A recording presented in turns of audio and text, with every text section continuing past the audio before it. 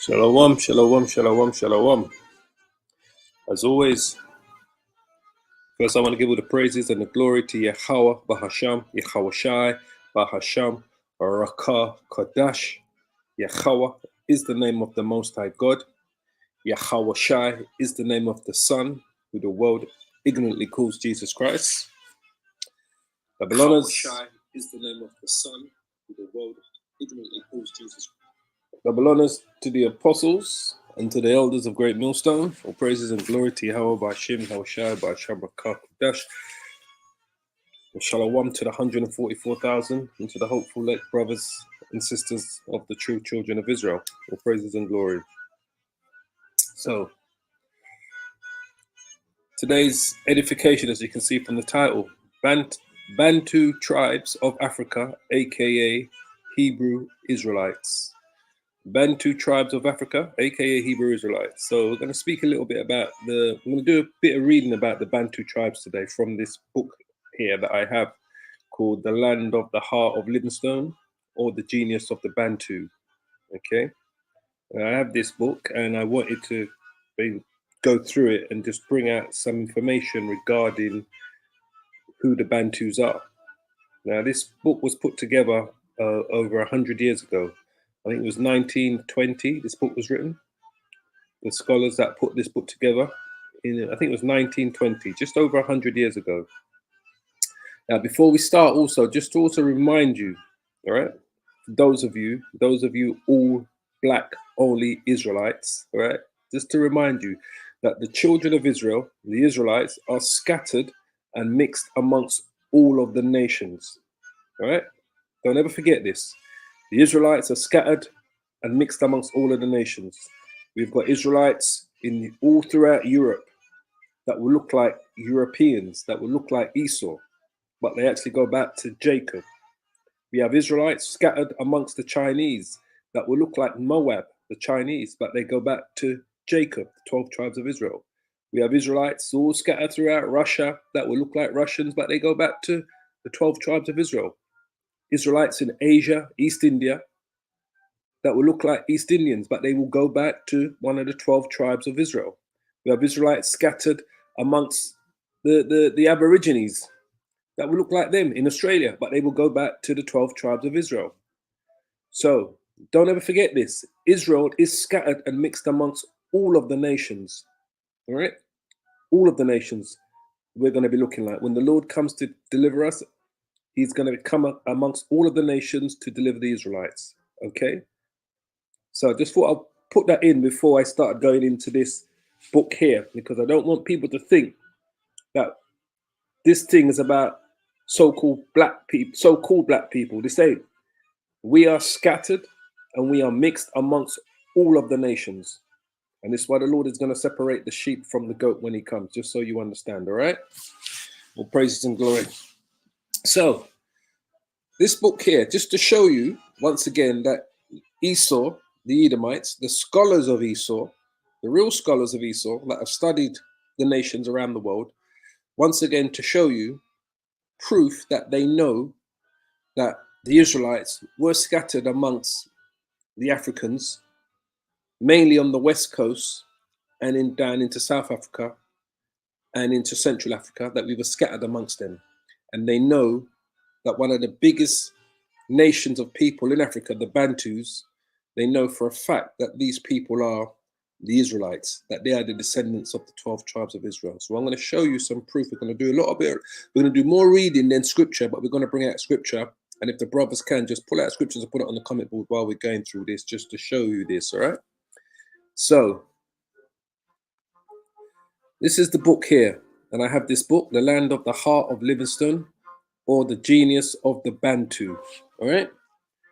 So, I've kind of got parts already set up that we're going to read. So we're going to just go straight to those here, all right? So it says here, the Semitic hypothesis Israelitish, all right? Regarding the children of Israel, right? Amongst the Bantu people.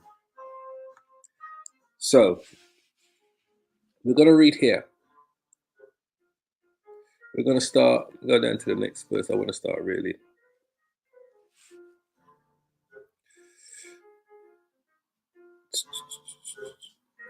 Right. The Semitic, and it should be Shemitic, hypothesis, right? It says, it will be observed that we speak of this under two heads, the Arabic and the Israelitish. Either of these will sufficiently account for the apparent infusion of Semitic blood in the beginnings of the Bantu history, all right? And they're going to show you that they know that the Bantu's history is Shemitic and it goes back to the 12 tribes of Israel. So I'm going to start from here. Yeah. It says the Semitic hypothesis, Israelitish origins. Although the Semitic elements in the Bantu racial composition might come from the Arabs as closely allied, in a view of the fact that Arab influence was occasional, apparently, and not extended through a large impetus as of a migration, we may come to the consideration of the claims of still another and final hypothesis which has much to support it as accounting for the relations of the Bantu to other extraneous peoples, right? It says it is allowed that groups of Israelitish peoples have from time to time journeyed into the upper Nile country, right? But this does not seem to sufficiently account for the large access of influence of which the Bantus are the concrete result.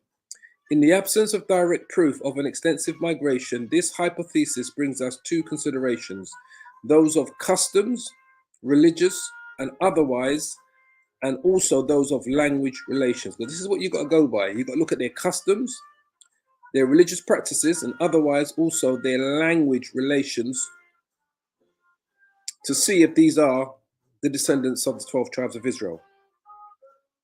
All right, because you've got to remember, as time goes past, they start to lose these things. But these are, and remember, there wasn't no writings of their history. It was always done orally, right? The tribes, the Israelites that lived all throughout Africa, everything that they passed on was literally done orally. So for you to identify these people, you have to look at their customs, their religions, and otherwise those of the language and their relations, right? This is what we're going to read here now, right? This part here. It says the contention has been made that the extraneous elements of the Bantu was derived from the tribes of Israel, the 12 tribes of Israel, which were first carried away to Babylon as related in the scriptures, and who afterwards in whole or in part migrated through Egypt into equatorial Africa, right? And through mingling with native tribes upon whom they imposed much of their own religions and customs, gave rise to the people now known as Bantu.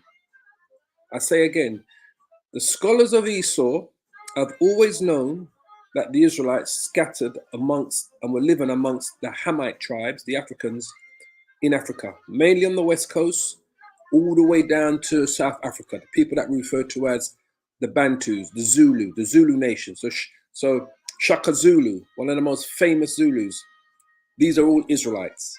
These scholars knew this. Remember, this book was put together in 1920, over 100 years ago, by the scholars, doing their research, living amongst the Bantus, doing their research, learning their customs, and trying to find out exactly who these people are. So they know for a fact that the Bantu derived from the tribes of Israel, which were first carried away to Babylon, right? As they put here, as related in the scriptures, and who afterwards in whole or in part migrated through Egypt into equatorial Africa, and through mingling with the native tribes upon whom they imposed much of their own religions and customs and gave rise to the peoples now known as Bantu.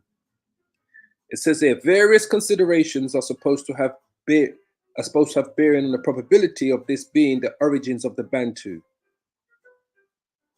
It says recorded history is not supposed to sufficiently account for the subsequent career of the Israelites left in Mesopotamia by those who took part in the return from captivity.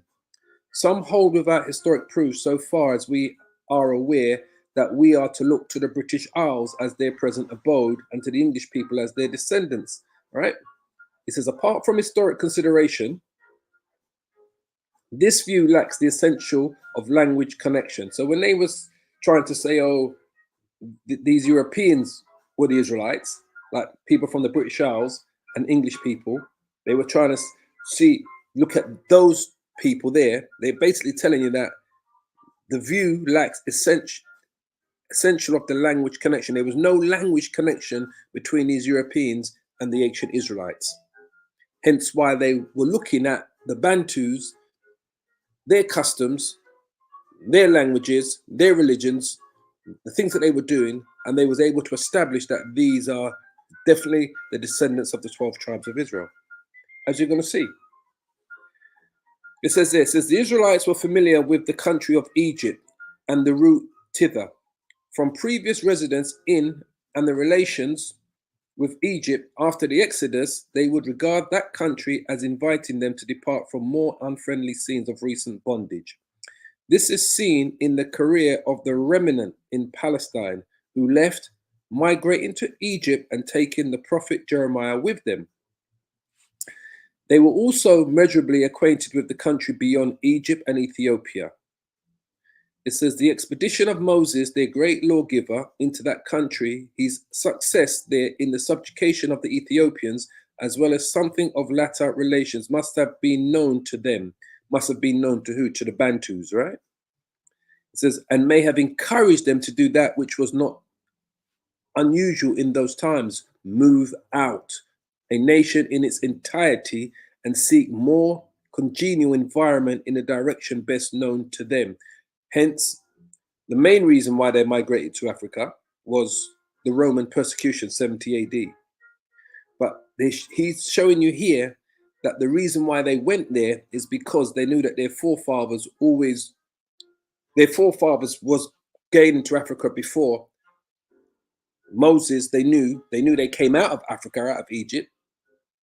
They knew that Israelites were already settled in northern Africa. So they knew about those territories and places that they could go and settle. It says that they should pass through and beyond Egypt would be expected. Such migratory movements into Egypt and onto further lands had already occurred. So they knew about their people already going into Egypt, Alexandria, as we know in the Bible, and different places, migrating into those places. So this is why they knew that to be the next logical step. And remember, the mass migration took place during 70 AD, right? Under the Roman persecution, when the Romans, under Emperor Vespasian and General Titus, when they destroyed the temple, Solomon's temple, all right? He says the upper reaches of the Nile with its tributaries, rather than the sandy deserts of the west, would invite their journey. Increase of population and a further knowledge of regions fertile and balmy were all nature conspires to. All right. I'm going to go to page 36. Yeah.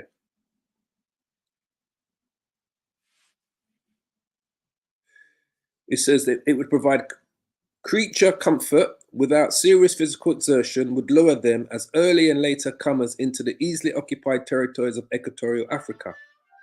It says there, as for the process of amalgamation with native tribes, through which even so strong a type as the Israelitish would largely become indistinct, we can easily think of the wholesale slaughter of the male population in defense of their homes, as in later slave trading times, right?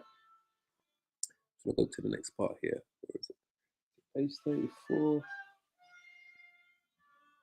Hold on, so jump down a bit here.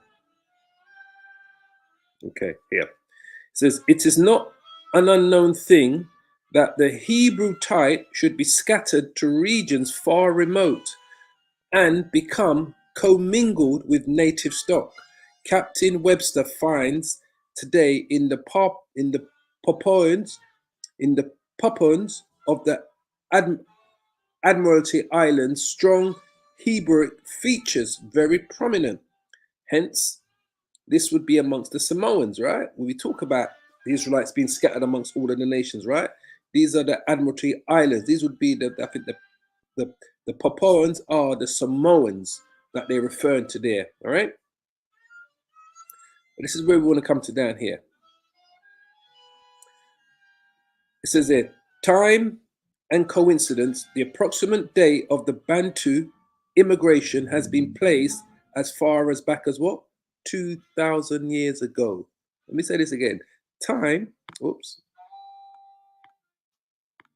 Time, coincidence, the approximate date of the Bantu immigration has been placed as far as what? 2,000 years ago, with the likelihood of some centuries earlier. So what happened 2,000 years ago? 70 AD. That's when Jerusalem was destroyed. Jerusalem, the temple was destroyed, and we was overrun by the Romans in 70 AD. Right? So this is when you go to the book of From Babylon to Timbuktu.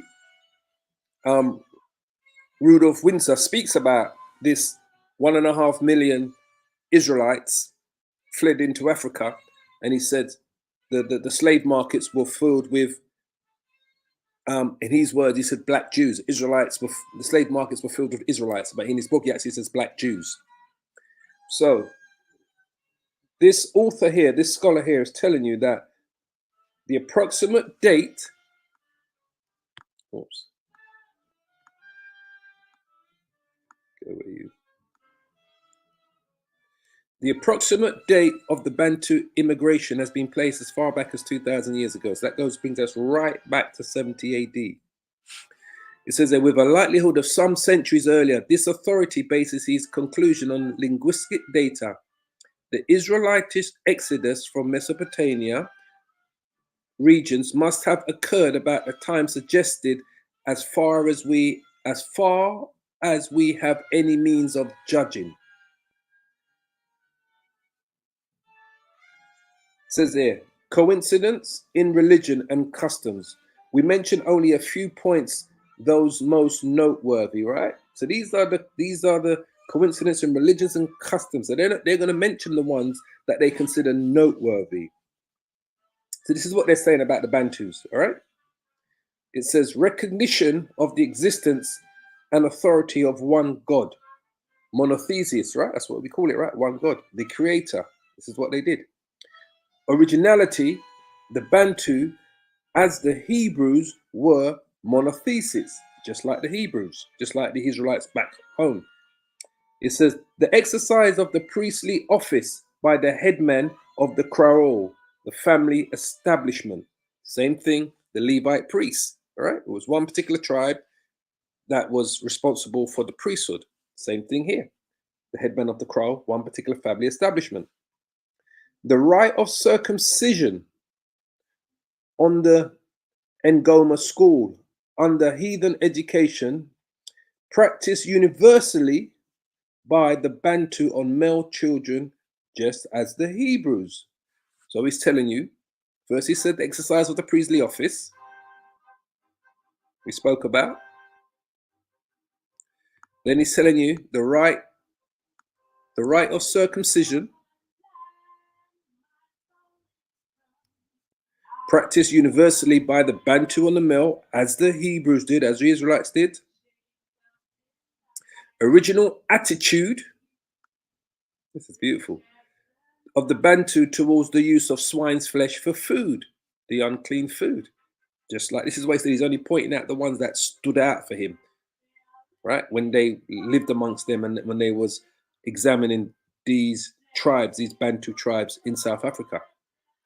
Customs of taking the wife of the deceased brother, according to the lawgiver, all right? He's even mentioned it, Deuteronomy 25, verse 5. If you go back to the story of Judah and his sons, when the sons died, was it his sons? No, his sons. So yeah, when his sons died, and they took the next son had to take the son's wife to bring to continue the family tree. I mean, it shows you there. Deuteronomy 25 verse 5 will show you that law. So that's 5. 6. The peculiarities in the practice of sorcery, similar to those amongst the ancient Hebrews in the time of degradation and defection from the Most High. So it says here, interested readers will find much in any comprehensive account of the customs of the Bantu touching this important subject. It says language coincidence, or as some are bold enough to say, language identity becomes the accumulating feature of the hypothesis, right? Opportunities afforded in our modern times to study various languages as derived from those of the ancients. The connection between the Latin of classic literature and oratory and the daughter of Romance tongues, right, would apply to the French, the Spanish, Portuguese, Italian, Romanians with subordinate dialects is familiar, right? It says many of the languages and dialects of India are grouped as having a common origin in the more ancient Sanskrit. Now listen to what he says about the Bantu. He's just giving examples of languages that people use today that they can say what it goes back to. So this is the European, goes back to the Latin. East Indians will go back to the Sanskrit. This is what he says about the Bantu. It says, when we seek the origin of the Bantu group, this is where we are. When we seek the origin of the Bantu group of languages, we find a break altogether unexplained. Goes back to Jeremiah 17:4. Thou shalt discontinue from thy heritage, right? But they found a break, an unexplained break in the Bantu. It says historically between the present daughter tongues and the language ancestry. In the absence of connecting history, we must look among sources available and, if possible, connect the present with the past on lines of strongest probability.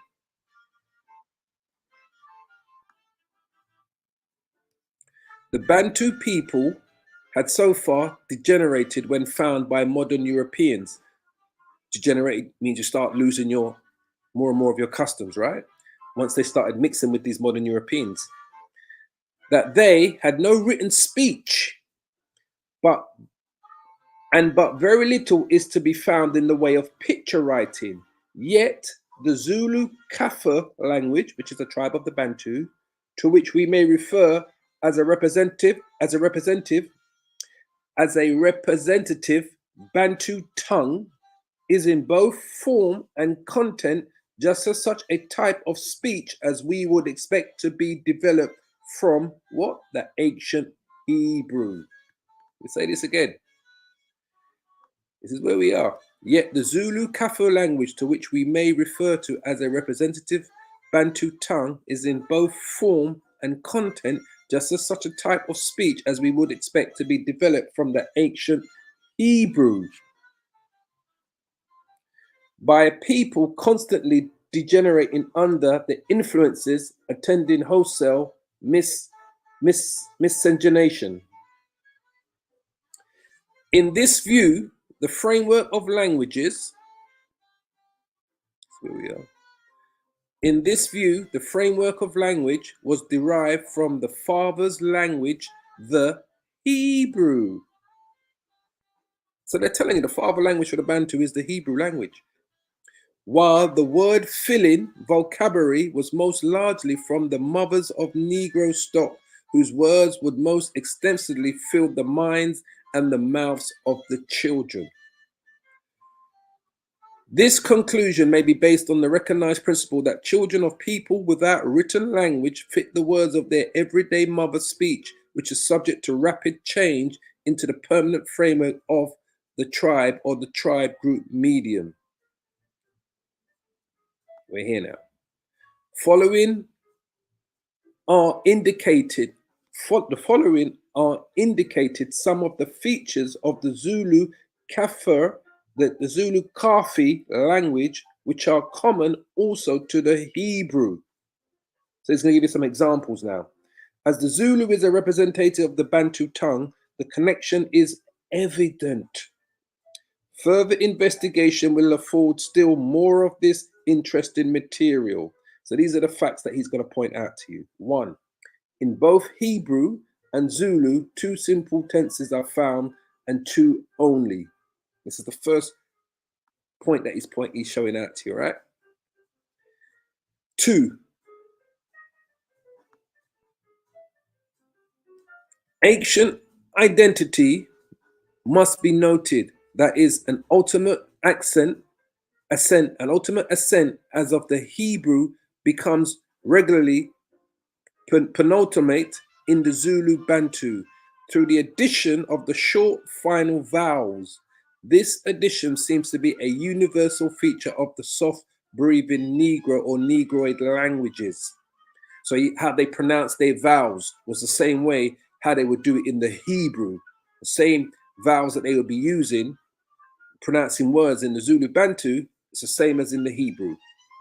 It says we find it constantly illustrated in the Zululized foreign words as cat becomes ikati, horse becomes ihashi, steamer becomes istimila. It says here, 3. The use of the verb to be and omission in the present tense in both languages is a copula. It says here, 4. The use of the midterm construction, I think that means like when you're putting two words together, in Hebrew, corresponding to the negative participle construction in Zulu as owa, engi, tanda, or ningi, or engi, enga, ka, ma, azi. He who loved me, I not yet knowing him. So basically what he's saying to you is that how they spelt their words and pronounced their words was in the same formula as they do in the Hebrew, the Bantus. It says here, characteristic vowels of the Hebrew, perfect and corresponding Zulu tense is the same. See, it's telling you here. Characteristic vowels of the Hebrew,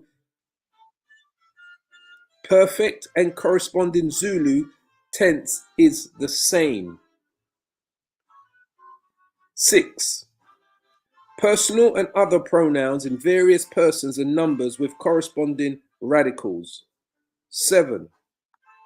Occasional roots still found in Zulu vocabulary, right? So occasional root words still found of Hebrew are still found in the Zulu vocabulary. 8. Use of past tense for future, a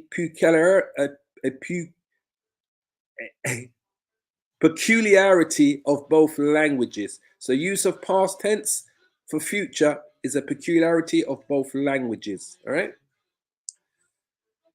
9. Harmony in expression so that the Old Testament scriptures are to the native as a book of his own people. So they would have lost touch with having the physical Old Testament itself, right? The actual book itself.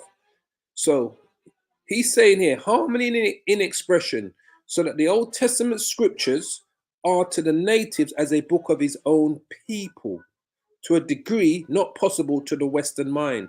So basically, when they are reading to them things for the Old Testament, it's triggering to them stories that was told to them, like from their ancestors, what was passed down to them orally. It says this is not sufficiently accounted for by this, the supposition that both Hebrews and Bantu were primitive peoples, as neither was primitive in the accepted use of the term as indicating human beings of the very lowest type. It says we also condense quite a lengthy statement of certain points of resemblance between the Zulu Kafir and Hebrew languages, as given in Robert Zulu Kafir's language for beginners, in preference to enlarging upon the result of my own investigation. So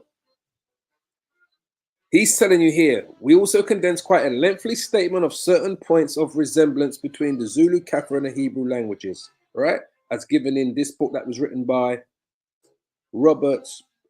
It's given in Roberts in the Zulu Kafir language for beginners. The complete similarity between the two languages. So where was I? Hold on.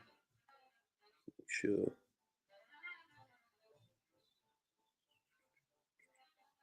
That's that part there.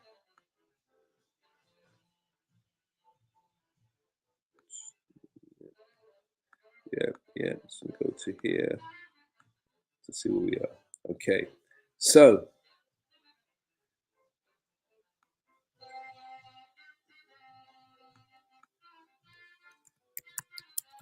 once again, we just here. I want to set to here. All right. There. Okay. So we saw that.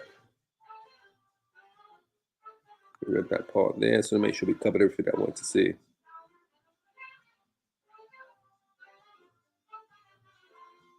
This is good. First, we read that part there. So to make sure we covered everything that I wanted to show you. We read that part, the peculiarities, the Catholic language. We read that part there.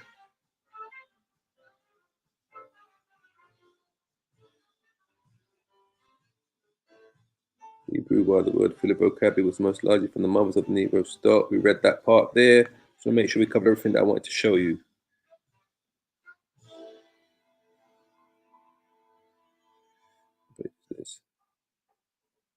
We read that part there.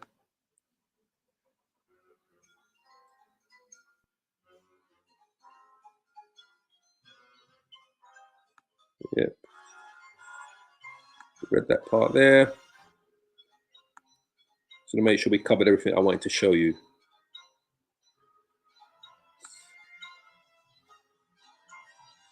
We read that part there.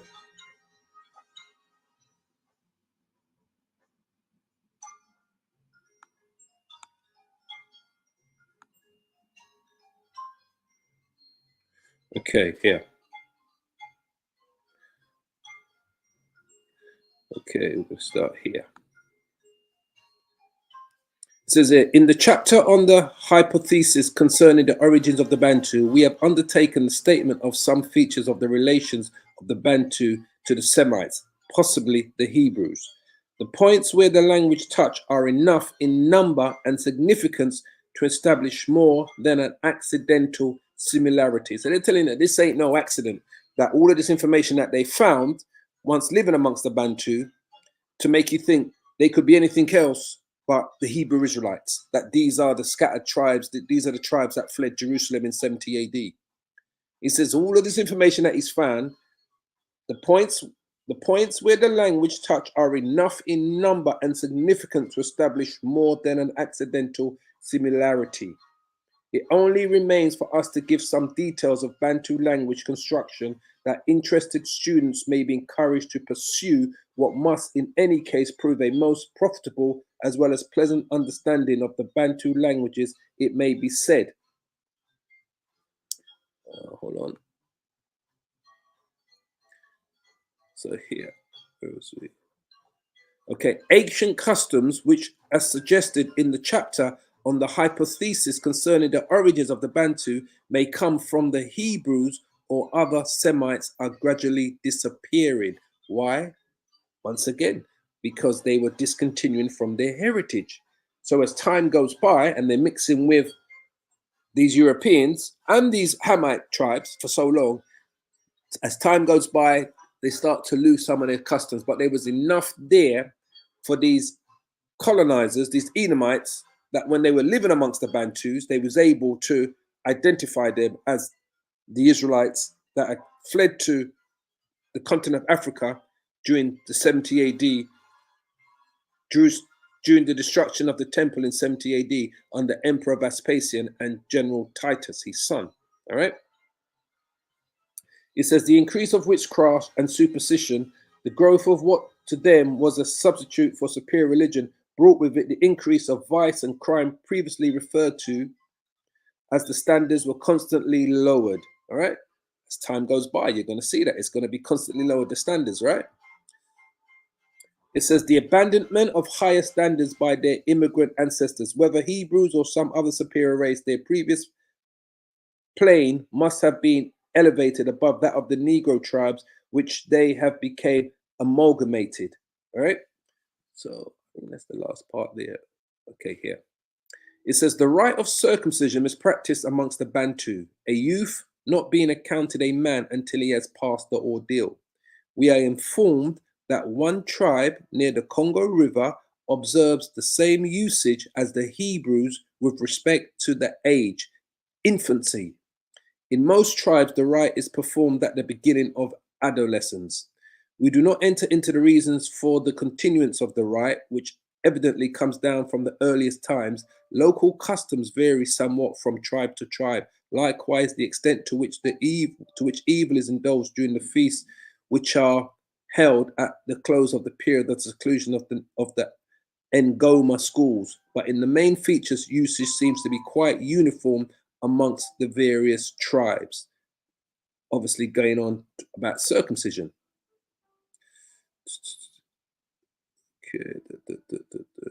Yeah, I think I've covered it all, really, what I really wanted to show you. Yeah, I have. Yeah, we have. We've covered it all, really, what we want to show you. So let me just bring out some.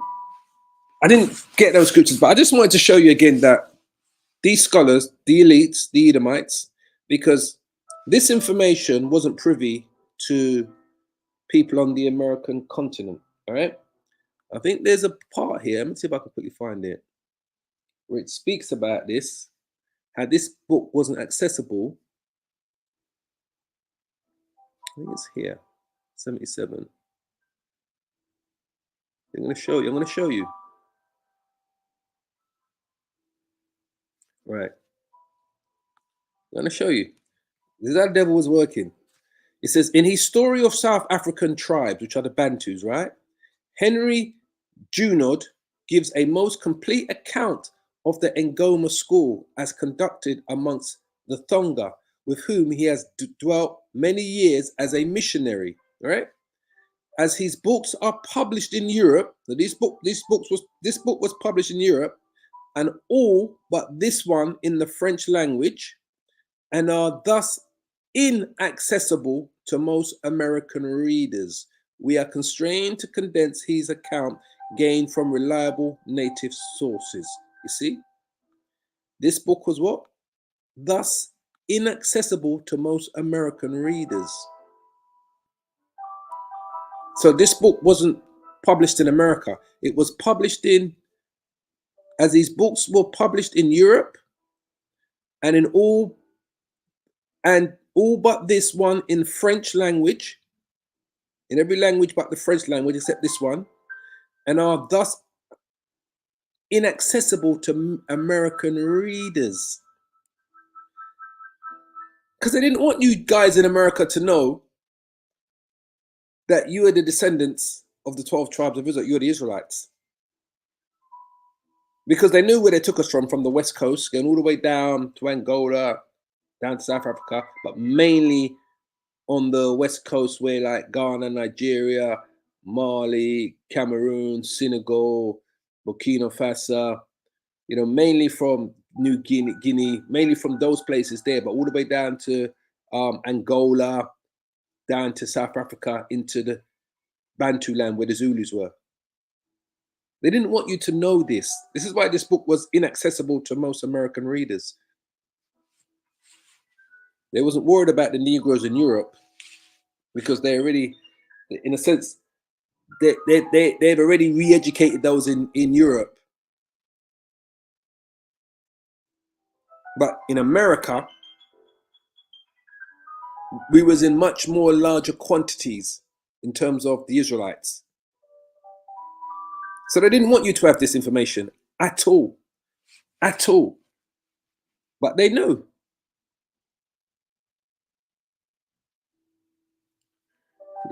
Yeah, beautiful.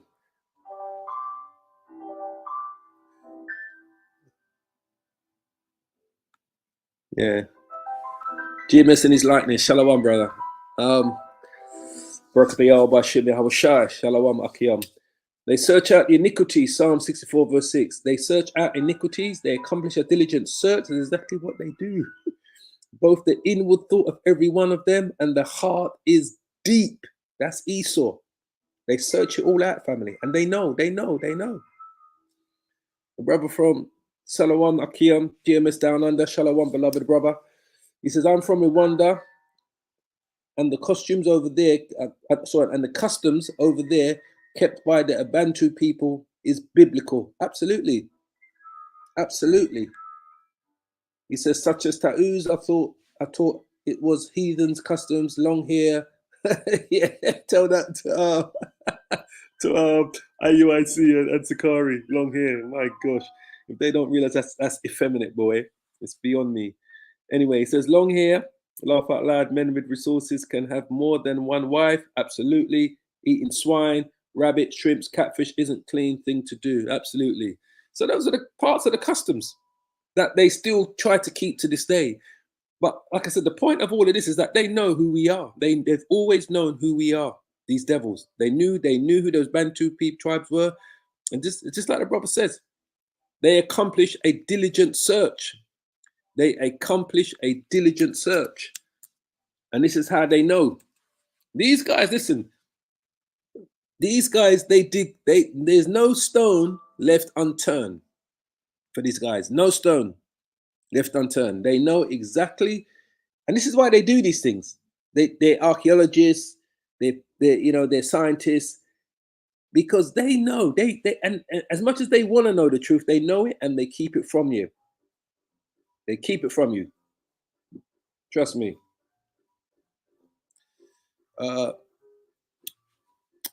Isaiah, bring out a couple precepts.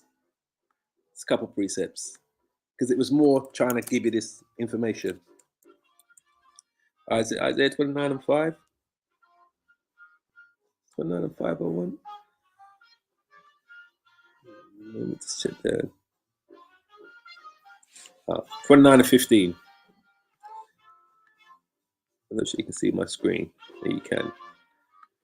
It says, woe unto them that seek deep to hide their counsel from the Lord, and their works are in the dark. And they say, who seest us, and who knoweth us?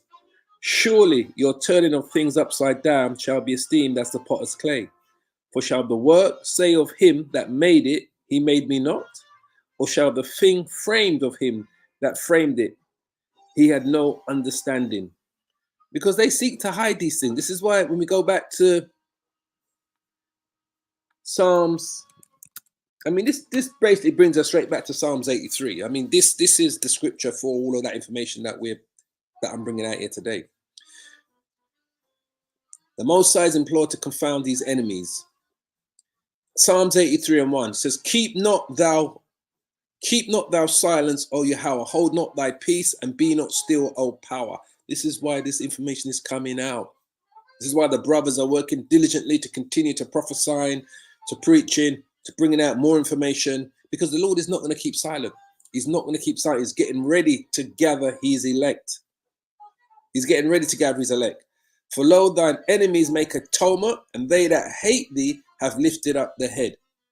They have taken crafty counsel against thy people and consulted against thine hidden ones. And that's exactly what they've done. They've consulted against thine hidden ones. They know they've always known who the Lord's hidden ones are.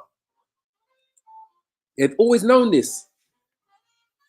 But they've consulted against the Lord's hidden ones, which are the true children of Israel. Speaking of a precept before I go on, it's come to my mind. 1 second.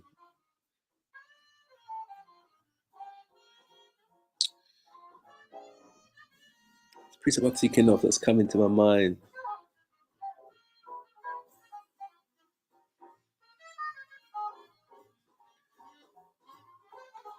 It's Isaiah 50, Psalms 56. Hold on. We're going to continue. They've consulted against thy hidden ones. Psalms 56, I'm thinking of. There's a precept I'm thinking of in here. Psalms 56. Hold on.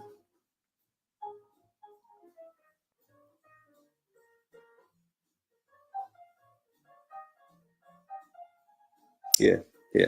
Psalms 56 and 4. We start at verse 2. Psalms 56 and 2. It says, mine enemies would daily swallow me up, for they be many that fight against me. And we're going to show you who the many are. O thou most high, what time I am afraid. I will trust in thee. Yahweh Bashim Shai. In Yahweh, I will praise his word. In Yahweh, I have put my trust. I will not fear what flesh can do unto me. Every day they wrest my words. All their thoughts are against me for evil. This is the point. They gather themselves together. They hide themselves. They mark my steps when they wait for my soul. Ooh. Shall they escape by iniquity? In thine anger cast down the people, O Yahweh. So let's go back to 8:3. They have taken crafty counsel against thy people and consulted against thine hidden ones.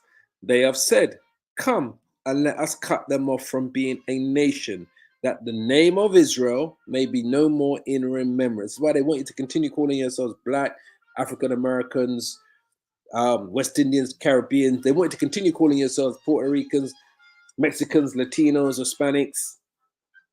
But they know the same thing that they did when they came to the Americas. James Adair lived amongst the Native American Indians for 40 years.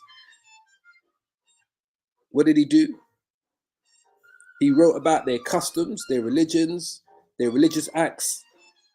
He wrote about their civic life, their civil practices, everything. And it led them to the conclusion that they have to be the descendants from the 12 tribes of Israel, that they are the 10 lost tribes of Israel, what we refer to as the Northern Kingdom. He came to that 100% conclusion, just like how these Edomites came to the conclusion when they came to live amongst the Bantu tribes, that they knew after looking at their customs, their religious acts, their civil acts, that they were the Israelites, that they were the Hebrew Israelites. But this was always their plan. They said, come, let us cut them off from being a nation, that the name of Israel may be no more in remembrance. They have consulted together with one consent. All of these Edomite nations came together because they all know this truth. The scholars, the elites, the professors, they know this truth because they wrote the books. This book was written 100 years ago that I was reading out of regarding the Bantu tribes. 100 years ago. This book was written 100 years ago. 1920. This book was put together. See it? 1920. That's when it was put together. So that over 100 years, the land of the heart of Livingstone, or the genius of the Bantus, a study of the Bantu tribes of Africa, 100 million souls, with special references to agencies which contribute to their civilization. So they were estimated to be 100 million. Sand of the sea. But we know the Lord is only coming for the remnant. So they've always known. Always known. For they have consulted together with one consent. They are confederate against thee, the tabernacle of Edom, the so-called white man, the man who wrote the book, so-called white man. And the Ishmaelites, the Arabs that tried to Muhammadize us, they've always known. Because they played a part. Even in that book, it speaks about how Muhammad and these men came to Muhammadize us, to make us. Here it speaks about it. It speaks about them. He even wrote about their influence. Here. Let me see if I can get to it. It's here.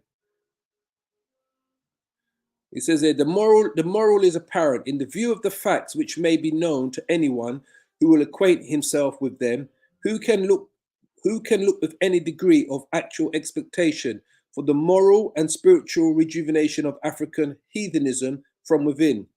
Islam, again, some writers, obstinately Christian, plead for Islam as a religion better adapted to the condition under which the people live than Christianity. So white Jesus was fighting alongside Islam, because Islam played a major part in converting our people. It says here, it says, for Islam is a religion better adapted to the conditions under which the people live than Christianity, which is supposed to be so far above the capacity of these tribes as to the best practicable than Mohammedanism, a religion not so far removed from the level of their understanding. Thus, Islam is proposed as a stepping stone to a later reception of the religion of Jesus Christ. Right? Because that came after, right? Jesus Christ, white Jesus, came after Islam. It says such a view indicates a lack of knowledge as to the true character of Islam. It claims much but realizes little. Islam being a combination of paganism, as we know, and Old Testament monotheism, because most things from Islam they stole from the Old Testament. All right. So even the scholar here is telling you, all right, when he says here, it claims much, he's talking about Islam. It claims much but realizes little. Islam being a combination of paganism and Old Testament monotheism, borrowing whatever of nominal good it possesses from the garbled extracts it's found that gained from the Hebrew scriptures, has the pagan element in predominance, because most stuff that these Muslims are doing, they took from the Bible, the Quran. It says, it is not the writer's purpose to review the Mohammedan situation in Africa, although its place as the most powerful opponent of the gospel in that continent requires the uttermost of our attention as we consider the subject of missions. Islam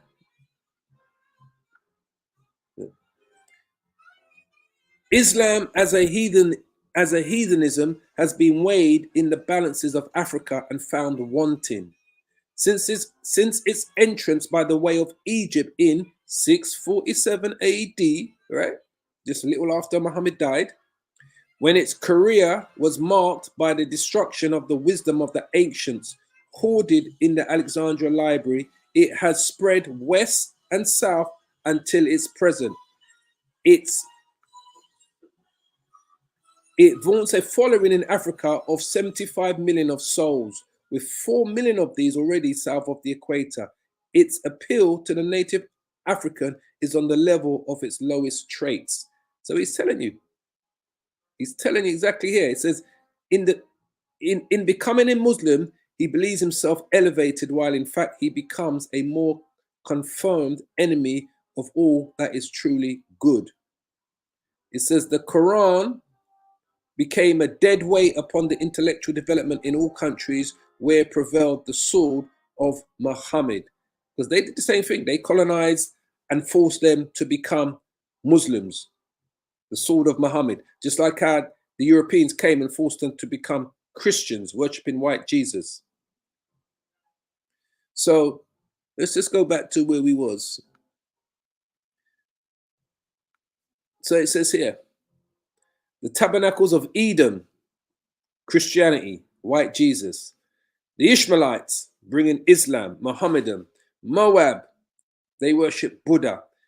And the Hagarenes. But all of these elites, super elites, the globalists of these nations, the royal families, the philanthropists, you know, they know this. They know who we are. The governments of these countries within the United Nations have all come together to keep our true heritage from us. They've tried, but like I said, there's only something can only be hidden for so long before the Lord himself reveals it to the masses. Only for so long can they hide a truth like this, right? It says Gabal, Ammon, and Amalek. Who is Amalek? That's the small hats, calling themselves the JJs, the Ish people. All part of this global conspiracy to keep this truth from us. But like I said, Israel today is scattered and mixed amongst all of the nations. The Philistines with the inhabitants of Tyre, mixed amongst all of the nations. This is what we must understand.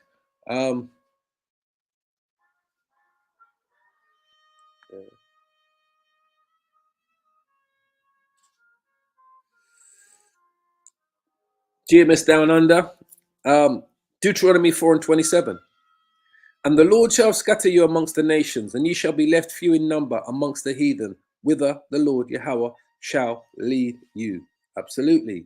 Deuteronomy 20:28 and 64. And the Lord Yahweh shall scatter thee amongst all people from one end of the earth even to the other. And there thou shalt serve other gods like what? Like Islam, like what we're reading here. Other gods, the Quran. These are the other gods. It says here, how may we entrust the educational future of the continent to a religion whose following, how may we entrust the educational future of the continent to a religion whose followers still teach the Ptolemaic system of astronomy, a religion without educational future, left behind in the onward march of civilization? It says here, it says, although the Arab is a superior of the Bantu natives, he imparts to him no superior culture. He abides half Muslim and half heathen, still the slave of his lust and only satisfied in their abundant satisfaction. The Arab traders, who is the missionary of Islam, finds easy amalgamation with the Negro or Negroid, and behold, he converts to Muhammad. And basically, this is what they was doing. Look here. The war between Mohammedanism and Christianity, so the war between white Jesus and Muhammad, is to the death. Let me read it again. The war between Mohammedanism and Christianity is to the death. Any type of latter which seeks to divide a territory, compromise governmental relations, or otherwise lose the battle to Muhammad under the guise of a friendly compact is unworthy the name of its master and becomes itself a proper subject of gospel rejuvenation. There is no other name under heaven or amongst men. So they fighting between the white supremacy Christianity from Europe and the Arabs. They were both fighting over the conversion and the colonization of the Israelites that lived amongst the Hamites in Africa. And it was to the death. Just like I said, it was straight to the death. That fight was to the death. They're making it clear it was to the death. They're not under any influence. And this is why this happened to us, Jeremiah 17:4. And thou, even thyself, shalt discontinue from thine heritage that I gave thee, and I will cause thee to serve thine enemies in the land, Mohammedanism, Christianity, thine enemies in the land which thou knowest not, for ye have kindled a fire in my anger which shall burn forever. And that's what's happened. It's as simple as that. So I'm going to leave it there. I mean, that's a beautiful precept to finish on.